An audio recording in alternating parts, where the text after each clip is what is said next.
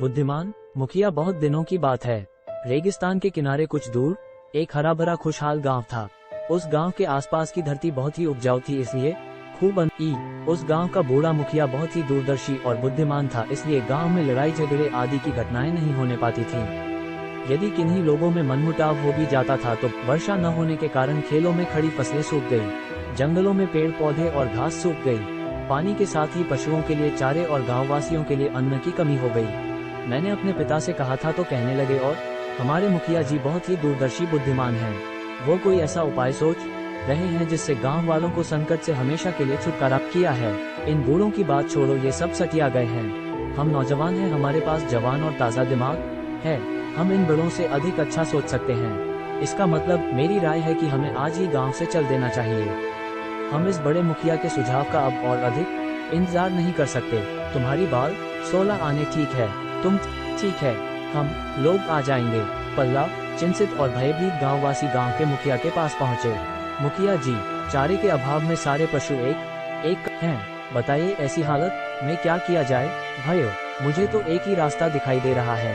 मेरा विचार है कि हम इस गांव को छोड़कर किसी ऐसे स्थान पर चलें जहां हमें पानी। लेकिन मुखिया जी, ऐसा स्थान कहां है जहां पानी भी है, उपजाऊ जमीन भी हो और हम लोग नया गांव बसाकर सुख से रह सकें। और जब हमारा नया गांव बस जाए, सुशी, बूढ़, बीमारों, स्त्रियों और बच्चों को गाड़ियों में बैठा दिया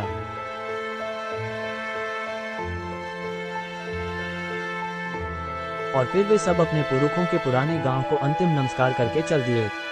जॉर्ज।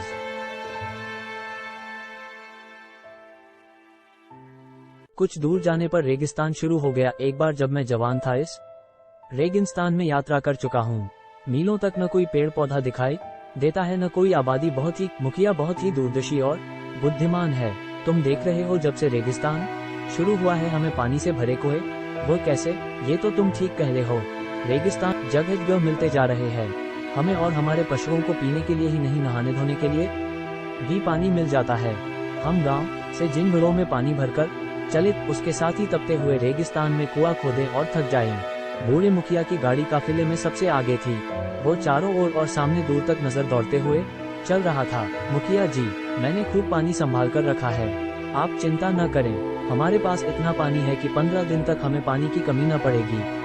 मुखिया जी, उधर आप चिंता न करें, सामने वाले रेत के टीलों के पार ही बहुत घना जंगल है। पेड़ों की घनी छाया में पहुंचते ही आप सबकी थकान मिट आएगी। जंगल में नदी भी बह बारा। उन लोगों की बातें सुनकर बूढ़ा मुखिया सोच में पड़ गया। सामने से आने वाली गाड़ी में बैठे एक आदमी ने अपने सरदार से कहा, सरदार, कितने मूर्ख है ये लोग। उसो और बोझ कम हो जाने पर आप घंटे भर में ही इन टीमों के पास उस घने जंगल में पहुंच जाएंगे जहां पानी की कमी ही नहीं है। मेरा कहना मानिए बाबा, और पानी से भरे इन घड़ों इस रेगिस्तान को पार कर ले, उतना ही अच्छा है। लेकिन तुम्हें तो शायद किसी की सलाह अच्छी ही नहीं लगती। अच्छा बाबा नमस्कार, हम तो चलते हैं। हाँ जाओ, हमें बेकार ही। मुखिया के कुछ साथी जो ठंडाना का बाल सुन रहे, मैंने कहा था न, हमारा बूढ़ा मुखिया सटिया गया है। जब इन टीमों के पार घने जंगल में पानी की कोई कमी है ही नहीं तो बेकार पानी। तो मुखिया जी, आपकी बात हमारी समझ में नहीं आई। जब इन टीलों के पार घने जंगल में पानी से भरी नदी, झीलें और तालाब हैं, फिर इस बोझे को ढोने की क्या जरूरत है। इन घड़ों राक्षस थे, हमें बहका कर हमारा पानी फिंकवा देना चाहते थे, लाकि हम रेगिस्तान के बीचों बीच पहुंचकर प्यास से लड़प कर मर जाएं। और ये राक्षस हमें और हमारे बैलों को। लेकिन उनके वे भीगे कपड़े और कमल तथा जलकुंभी के फूल। सब लोग अपनी अपनी गाड़ियों में जा बैठे। काफिला फिर आगे की ओर बढ़ने लगा। अब टोले दूर ही कितने रह गए हैं। अगर की है, ये तो नौजवानों के उस काफिले की ही बैलगाड़ियां दिखाई दे रही हैं। विटी की हड्डियों का ढेर कैसा दिखाई दे रहा है। तब तो निश्चित रूप से हड्डियों के ये ढेर उस कुछ देर बाद बैलगाड़ियां हड्डियों के उन ढेरों के पास पहुंचकर रुक गई। मुखिया जी, ये लो उसी काफिले की गाड़ियां दिखाई देती हैं। हमसे पहले सवाना हुआ था कि यह काफिला यहाँ से 2 नरभक्षी दिन पहले ही पहुंचा था। राक्षसों ने उन लोगों के साथ वैसी ही कोई चाल चली होगी जैसी हमारे साथ चलना चाहते थे। हो सकता 5 लगता है। लो, इन टीलों के पीछे ये था हरा भरा नदी, झीलों और लालाबों से भरा घना जंगल, और जहाँ मूसलाधार वर्षा भी हो रही थी। मुखिया जी, मैं बहुत शर्मिंदा हूँ कि मना कारण ही आप पर संदेह किया। मुझे भी क्षमा कर दीजिए। मुखिया जी, भाई, इसमें तुम्हारा कोई दोष नहीं है। ये नरभक्षी रात था। मुझे दूर तक बादल का नन्हा सा टुकड़ा तक नहीं दिखाई दिया और नहवा में ठंडक ही महसूस हुई थी।